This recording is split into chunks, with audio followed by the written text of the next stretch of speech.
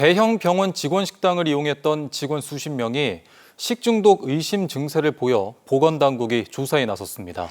본격적인 무더위가 시작되면서 식중독 예방에 큰 주의가 요구되고 있습니다. 최한솔 기자가 취재했습니다. 창원 마산 해운구에 있는 삼성 창원병원입니다. 지난 14일 직원 식당에서 식사를 한 직원 49명이 설사와 복통 등을 호소하고 있습니다. 경남 보건환경연구원은 집단 식중독이 의심되면서 역학조사에 나섰습니다. 당시 음식들과 조리도구 등을 검사하고 식중독 발생 여부를 확인 중입니다.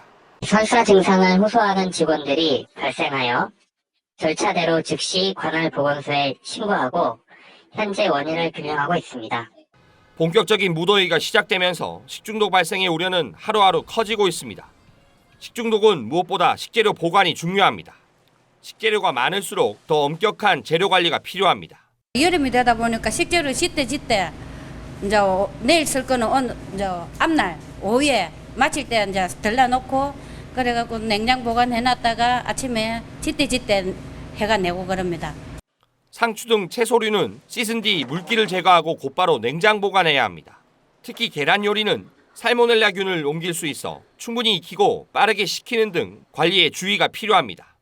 상온에 2시간 이상 방치하지 말아야 합니다. 음식을 조리할 때는 반드시 손을 깨끗하게 씻고 해야 합니다. 오염된 손은 비가열 음식과 가열된 음식 둘 다 오염시킬 수 있기 때문입니다. 토, 설사 등의 증상이 약간이라도 있을 경우 절대로 음식을 조리하여서는 아니 됩니다. 보건당국은 식중독 의심 증상이 나오는 즉시 인근 보건소에 신고해 줄 것을 당부했습니다. KNN 최한솔입니다. 몇 년 전 입찰 관련 서류 조작 의혹이 일었던 한 청소 용역업체가 관할구청과 다시 100억 원대 계약을 맺은 걸로 확인돼 논란입니다. 관할구청은 아직 재판이 진행되지 않아 문제가 없다는 입장입니다. 하영광 기자가 취재했습니다. 부산의 한 생활폐기물 수집 운반 업체입니다. 지난 2021년 동래구와 첫 용역 계약을 맺었는데 서류 조작 등의 논란이 이어진 곳입니다. 업체 대표는 사문서 위조 등의 혐의로 검찰에 넘겨진 상태입니다. 그런데 지난해 말 동래구는 해당 업체와 100억 원에 달하는 2년짜리 계약을 또 맺었습니다. 이런 가운데 지난해 이 업체가 선정되는 과정에서 입찰 조건도 앞선 입찰과 달라진 것으로 취재 결과 확인됐습니다. 차고지를 관내에 둘 경우 가산점을 받는 방식에서 해당 조항을 없앤 건데 사실상 이 업체에 유리하게 바뀐 겁니다. 그러니까 정량평가, 정성평가를 차고지를 관내에 있다가 관외로 풀어준 거는 이번이 처음이죠. 솔직히 우구심이 들죠. 관할구청은 관내에 유휴부지가 없어 기준을 완화했으며 재판 결과가 나오지 않아 결격 사유가 없다는 입장입니다. 일단 판단이 어떻게 나는지에 따라서 저희가 그 부분에 대해서 검토를 하겠지만 지금 현재까지는 진행되는 사항도 없고 저희 동래구가 이제 도심지다 보니까 폐기물 적한장이라든지 그런 거는 맞지 않습니다. 해당 업체는 검찰에 넘겨진 위조 의혹부터 입찰 선정까지 문제가 없다고 밝혀왔습니다. 하지만 업계 관계자들은 특정 업체에 유리하게 조건을 바꾸는 경우가 관행처럼 이뤄진다고 말합니다. 경찰이 해당 사건을 기소 의견으로 검찰에 넘긴 지 1년 반이 넘었지만 담당 검사가 4번이나 바뀐 채 기소조차 되지 않고 있어 논란을 키우고 있습니다. KNN 하영광입니다. 본격적인 피서철을 앞두고 국내 1위 피서지인 해운대에 4성급 호텔이 앞다퉈 들어오고 있습니다. 숙박 인프라는 급증하고 있는데 먹거리와 볼거리 등 다른 관광 요소를 어떻게 채울지가 과제입니다. 조진욱 기자입니다. 부산 해운대 해수욕장 인근에 문을 연 4성급 호텔입니다. 380객실로 1년 내내 바다를 보며 수영할 수 있는 인피니티 풀을 갖추면서 워케이션은 물론 젊은 감성의 MZ 고객을 겨냥하고 있습니다. 인피니티 풀로서 해운대 해변이 바로 바라보이는 풀이기 때문에 젊은 분들의 감각에 아주 잘 맞아떨어지는 곳이라고 볼 수 있을 것 같습니다. 워케이션을 누릴 수 있는 여러 가지 시설이 잘 준비되어 있기 때문에 인근에 있던 한 호텔도 새 주인을 만나 다음 달 4성급 호텔로 재탄생합니다. 바닷가 주변으로는 고급 생활형 숙박시설도 곳곳에 들어오고 옛 그랜드 호텔 부지에도 복합 리조트 건설이 추진되고 있습니다. 국내 대표 휴양지인 해운대는 그동안 5성급 호텔 중심의 고급 관광지로 손꼽혔는데요. 이젠 상대적으로 저렴한 숙박시설도 자리 잡으면서 다양한 연령층을 공략하고 있습니다. 유명 숙박시설은 늘지만 프랜차이즈 위주의 먹거리나 볼거리, 즐길거리가 단조로운 게 단점입니다. 광안대교와 드론쇼, 해변가 식당가 등 다양한 콘텐츠로 전 세계 관광객을 사로잡은 광안리와 대비됩니다. 가족형 고급 리조트도 인근 기장에 몰리는 추세라 고민입니다. 은하드 부산으로서 해운대 자체만의 글로벌 도시 마케팅 전략이 필요하다고 생각합니다. 스페인의 바르셀로나의 람브라스 거리처럼 여러 가지 어떤 그런 컨텐츠 그리고 쉼터들이 군함로에 자리를 잡는 것이 중요합니다. 잠만 자는 해운대가 아닌 세계적인 휴양도시 해운대로 거듭날 수 있을지 기대됩니다. KNN 조준욱입니다. KNN은 통영의 조선소 인근 마을에서 성면 피해 환자가 급증했다는 소식 전해드리고 있습니다. 조선소에서 2km 거리 안에 5년 이상 거주하면 건강검진 대상자가 되는데요. 통영의 경우 이 범위 안에 2만여 명이 거주하는 걸로 나타나 조사 대상을 크게 늘려야 할 필요성이 제기됩니다. 박명선 기자가 취재했습니다. 경남 통영, 봉평동 인근 주민들의 성면 피해 관련 검진자 수는 올해까지 302명에 불과합니다. 검진 희망 주민들을 중심으로 실시되면서 가까이 있는 주민들도 검사를 받지 않은 경우가 많습니다. 하지만 조선소 반경 2km 이내 지역에서 5년 이상 거주할 경우 건강 영향 조사의 검진 대상입니다. 폐질환 우려가 크기 때문입니다. 검사를 늘려달라는 지역의 요구도 있습니다. 이 사람들이 자꾸 요구하고 해서 진폐증 검사를 하러 오는데 우리 시에서도 좀 적극적으로 진폐증 검사가 매년 될 수 있도록. 수리 조선소 인근 반경 2km를 확인해 보면 미수동과 중앙동, 도천동 일부도 포함돼 주민 수가 2만여 명에 이릅니다. 경남도 조례에 따르면 이 반경 이내 주민들은 모두 건강검진을 받을 수 있습니다. 하지만 그동안 통영시와 경남도는 주민들의 검사를 늘리기 위한 노력을 기울이지 않았습니다. 실제로 살아보면 자기네들 얼마나 불편하고 힘든 줄을 느끼지를 못하니까 방관을 하고 방치를 하는 것 같으니까 저희들이 현수막 제작을 했습니다. 제작을 하고 홍보를 하고 주민들한테 돌아다니면서 일일이 개개인에 다 홍보를 하고.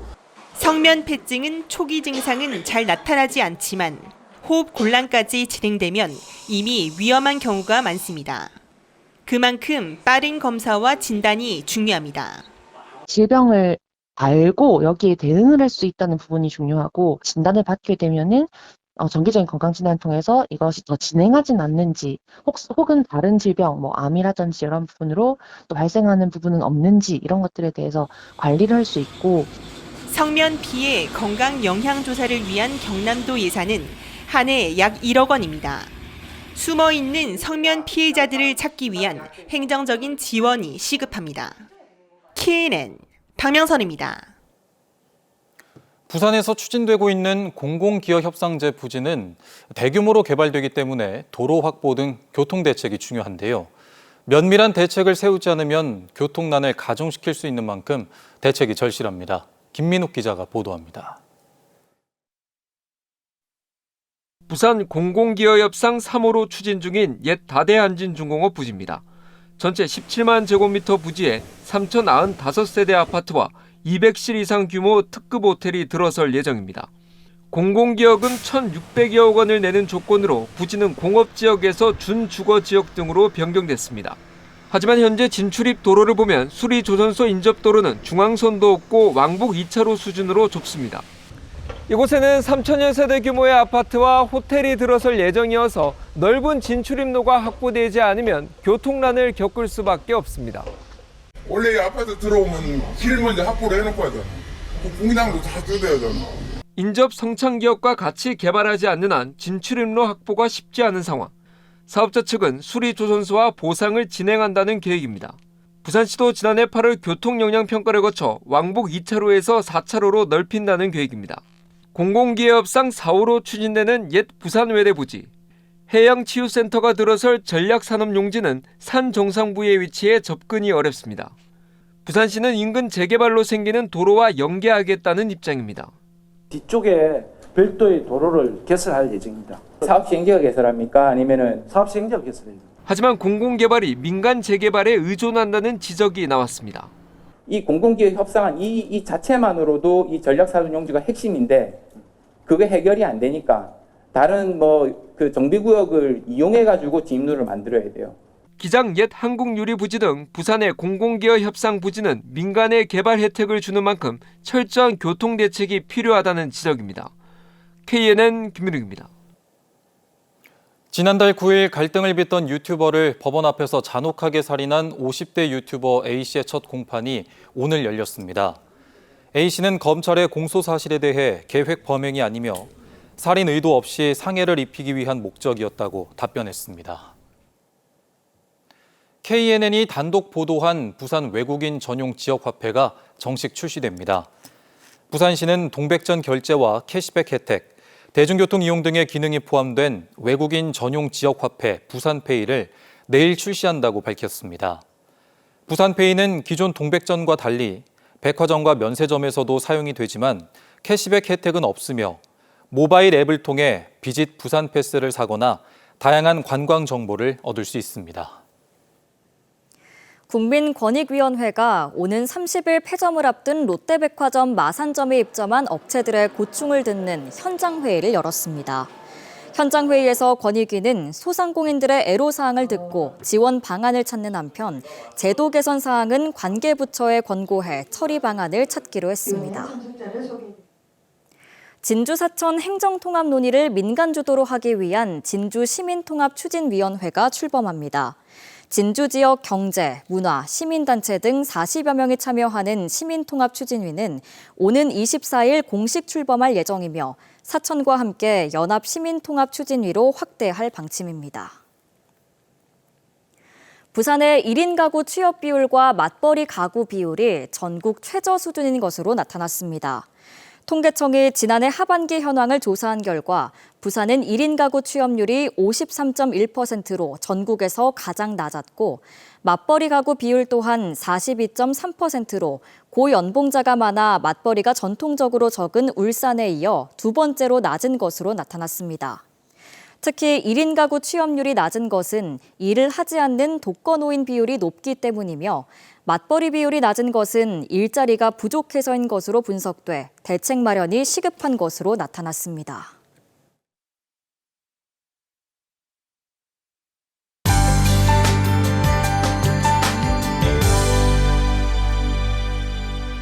오늘 날이 덥다 못해 뜨거웠는데요. 내일은 더위를 조금이나마 식혀줄 비 소식이 있습니다.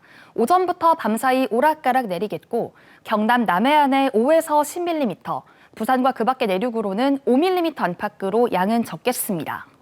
오늘도 낮 동안 내륙은 36도에 육박하는 불볕더위가 나타났습니다. 부산도 32도를 넘어서면서 올해 들어 가장 더웠는데요. 내일은 비와 함께 기온이 조금 떨어지겠습니다. 부산의 낮 최고 기온은 28도로 비교적 더위가 덜하겠지만 여전히 내륙은 30도를 넘어서면서 무더위가 이어지겠습니다.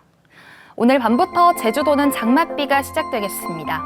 내일 중부지방은 가끔 구름이 많겠고 남부는 대체로 흐리겠습니다. 내일 아침 기온은 오늘과 비슷하게 출발하겠고 낮 기온은 진주가 28도, 합천은 30도로 오늘보다 6도가량 떨어지겠습니다. 경남 중부 지역의 낮 기온은 창원이 28도, 거제 27도, 창녕은 30도까지 오르겠습니다. 부산권 한낮 기온은 김해가 29도, 양산은 30도가 예상됩니다. 내일 남해 먼바다에는 풍랑특보가 내려지겠고 물결은 최고 3m까지 높게 일겠습니다. 또 바다 안개가 짙게 끼는 곳도 있어서 주의하셔야겠습니다. 주말에는 부산도 첫 장맛비가 내리겠고요. 앞으로 폭염 수준의 심한 더위는 없겠지만 예년 이맘때보다 더운 날이 이어지겠습니다. 날씨였습니다.